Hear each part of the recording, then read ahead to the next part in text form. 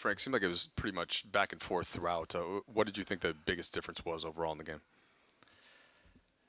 Man, that was a heavyweight fight. I thought both teams played exceptionally well. It's one of those games where just whoever made one or two more plays down the stretch was going to be the team that came away. I thought Anthony's free throws and Braun's big shot in the post, the turnaround jump shot, were just huge plays and were enough to get us over the hump.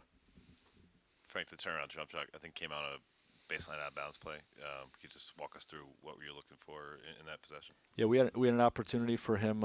It's sort of a double curl look. For him to curl with Anthony rolling to the basket. If that was there, they actually zoned it up.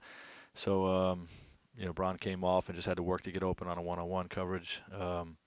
Once the zone defender switched out on him, he was able to hold his man off, and then that was the other player we were going to run, is just to throw it to him direct as a post up. So it ended up being that, even without the double curl look, and went to work. He's been pounding them the whole night and trying to put him in the basket and using his up and unders to the rim, and so he just commented in the locker room that, and because he had been doing that, he knew he would have space for the turnaround. So it was a heck of a play and just a huge shot.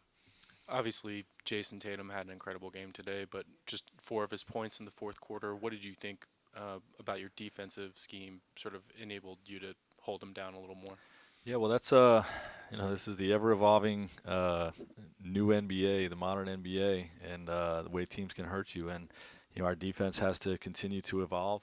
I thought we did tonight. I thought we had a big growth step from a standpoint of the last time a player got hot like that.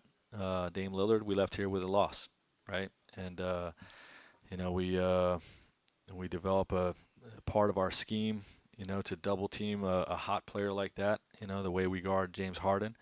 When a guy gets really going the way he was, we went into some of those rules and were able to do a better job down the stretch. Frank, speaking of Jayson, what's your view from afar of how he's grown as a player? He's just one of the best players in the world.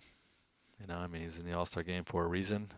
He has the ability to go for what would have been a potential 50, 60-point night had we not, just brought extreme double teams for the most part of the better part of the second half. And he's an excellent defender as well.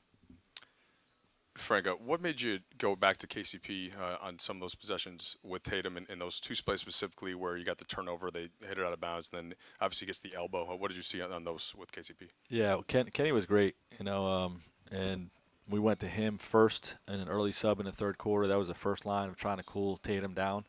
Looking for a matchup that we felt like we just, like I said, just try to cool him down a little bit. And Kenny was good in the first half, really provided a spark for us late in that third. And, he got the assignment the rest of the way.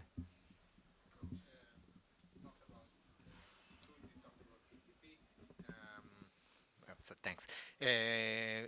But Rondo, today is February, but you got a version of the playoff Rondo today. Rondo. I know that the phrase is playoff Rondo, but Rondo's been good for us all year. You know what I mean? And everybody on our team has had their moments. He's a savvy vet that I trust, and we know he's going to be bigger in big games. But he gets a lot of criticism, but he's been really solid for us. And I know going against the Celtics was going to mean a little bit more to him. He was terrific tonight. I probably should have kept him in the game down the stretch. We had Avery was going pretty well in terms of what he was doing on the defensive end. So tough decisions. Kuz was having a good night, but Rondo definitely was a huge part of this win. Coach, down the stretch in games, you kind of mix it up. Sometimes you go pick and roll. Sometimes you try to post LeBron or AD. What goes into that decision for you? How do you kind of decide that, down the stretch in a tight game? What are you thinking? Really matchups and coverage, and who's really going, and how they're going. If AD's going in the post, we'll go in the post. If they were stripping them a lot tonight with their smaller defenders, so we went into some pick and roll action, and you have the ability to put Braun down there as well.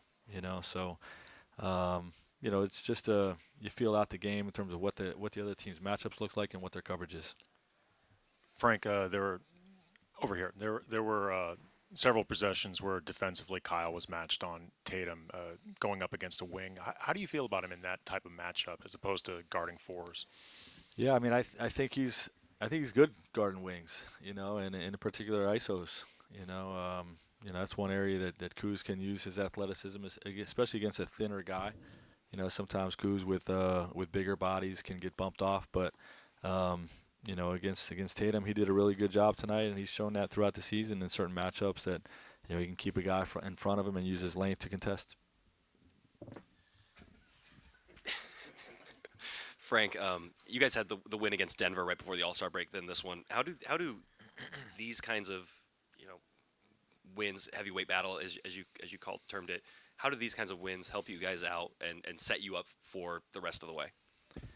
Well, I think the more that you're in that environment of a close game, an intense game like that, I think everybody just gets a chance to grow together. I mean, one of the weaknesses of our team is our continuity, and that we just have not been in, a lot of those situations as a group. This coaching staff, our core guys, Anthony and LeBron have not, and then most of the team it's all been put together this year. So, I'm super impressed with our guys' ability to work together and still win games throughout the season. But each time we get into a close game like that, win or lose, you learn lessons, you get a better feel for each other, and that stuff's gonna be beneficial for us in the playoffs. Frank, you mentioned you maybe wanted to keep Rondo in, or Avery was going well. Like, how well do you think you're getting the feel for the sort of the button pushing night to night as the situation changes? It keeps evolving as the season goes on, and I continue to get more comfortable. The great thing is it's usually not a matter of not having enough guys that I trust. It's a matter of having too many guys that I trust. You know what I mean? I would have felt great with Avery in there, with Alex in there, with Danny in there. You go down the line with the guys, that could have been in there in those situations. Our bigs, I trust. So, it's one of those things that I continue to feel out throughout the season, and I've got a good feel for what guys can and can't do, who's really going and in a rhythm, in what way, whether it's scoring the ball or defensive matchup like Kenny had tonight. So it's continuing to progress. Frank, when you talked about just now about kind of the mental, emotional side of it and the whole thing coming together and winning a game on this stage, is that something you can now bring to coaching analytics or coaching this week and down the road? Yeah, I mean, it's sort of like I said before. It's just, each time we get in those close games in high-pressure situations, you get to learn more about your guys, and everybody just gets a little more comfortable with each other in this system. You know what I mean? It's you're at a continuity disadvantage, against some other teams, like their coaching staff and their system's been in place for 5, 6, 7 years, and their core has been together. Ours is not, So I think every time we get in this situation, it benefits us. Frank, obviously there's been no shortage of really difficult situations in the last month. Tomorrow, there's another sort of day here to celebrate Kobe's life. You also have an opponent the next day. How are you asking guys to balance and prepare and trusting them to get ready for that? Well, tomorrow will be about Kobe, and Tuesday will be about our next opponent. And coming in, we'll have a morning shoot around on Tuesday, and I believe it's the Pelicans, right? Is that stay in the moment? Yeah. So tomorrow will be about the celebration and Kobe and Gigi, and then we move on to Tuesday and try to get ready to beat the Pelicans.